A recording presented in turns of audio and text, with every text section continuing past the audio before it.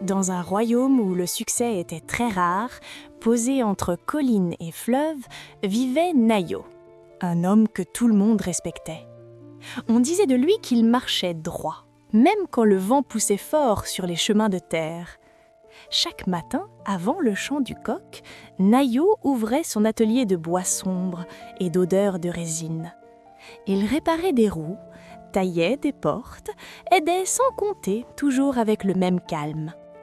15 années ainsi, sans retard, sans scandale, sans tache visible sur son tablier usé. Le village disait souvent « Regarde Nayo, voilà un homme solide comme un vieux chêne !»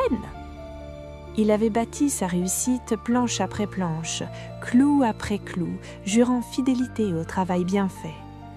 Même ses ennemis, rares, baissaient la voix quand il passait, par respect plus que par peur. Mais le succès est une hauteur étrange, un sommet où l'air devient léger et trompeur.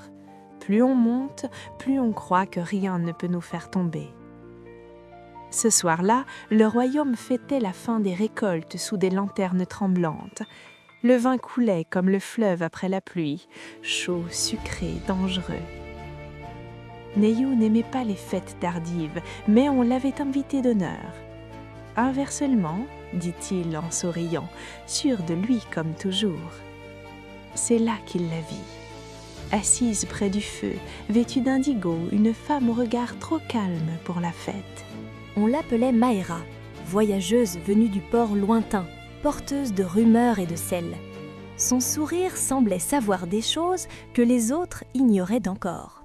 « Tu es Nayo », dit-elle, sans poser de questions. Sa voix glissa comme une promesse entre deux silences. Il rit, gêné, flatté, oubliant soudain les années de retenue. Un rire trop facile, un premier pas de côté.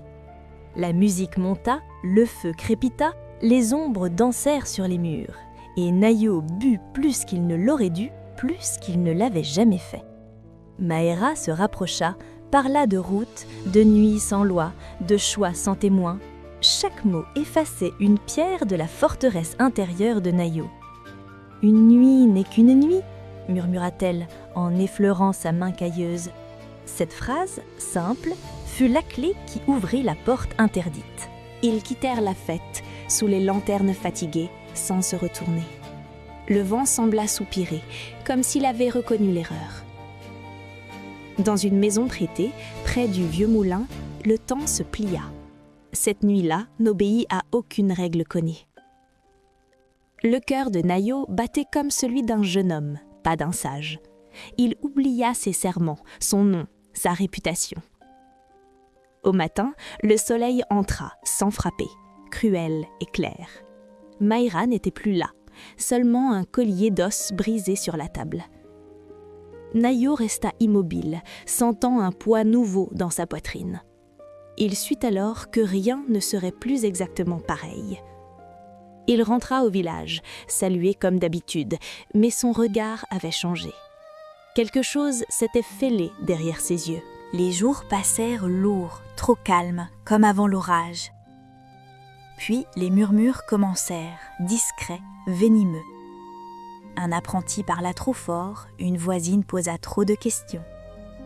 Le nom de Maëra circula, accroché à celui de Nayo. « Ce n'est qu'un mensonge », disait-il sans y croire lui-même. Les mots manquaient de force pour réparer ce qui s'était brisé. Un soir, les autorités frappèrent à sa porte, sans colère, sans sourire. Le collier brisé était une preuve, un symbole ancien du port. On l'accusait d'avoir trahi des accords, mêlait son nom à des intrigues. La nuit d'amour devenait une nuit de chute.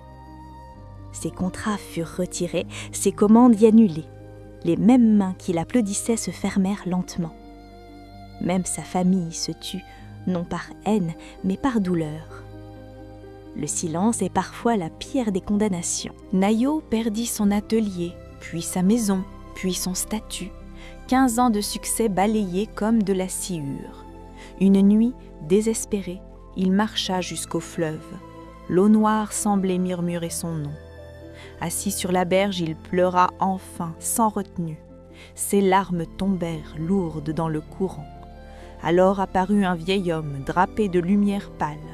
On ne sut jamais s'il était ange, esprit ou simple rêve. « Pourquoi pleures-tu » demanda-t-il avec douceur.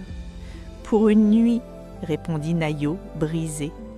Le vieil homme ramassa le collier cassé. Ce qui est brisé laisse toujours une trace.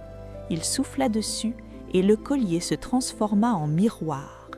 Nayo y vit son propre regard nu, sans excuse. Tu peux continuer à tomber ou apprendre à marcher autrement. Puis l'apparition disparut avec le brouillard. Le lendemain, Nayo fit un choix difficile. Il quitta le village sans se cacher. Sur les routes, il travailla pour manger, réparant pour presque rien. Il écouta, aida, se tut quand il le fallait. Les années passèrent encore, différemment, plus lentes, plus vraies. Son nom resta marqué, mais son cœur s'allégea. Un jour, il revint au royaume, changé, humble, solide autrement. On lui permit de rester, sans honneur, sans titre. Contre toute attente, il retrouva une forme de paix, mais jamais son ancien sommet. Car certaines erreurs offrent une seconde chance, mais jamais le même ciel. Dans la nuit, parfois, Nayo rêve encore du collier brisé. Il se réveille alors, reconnaissant d'être encore debout.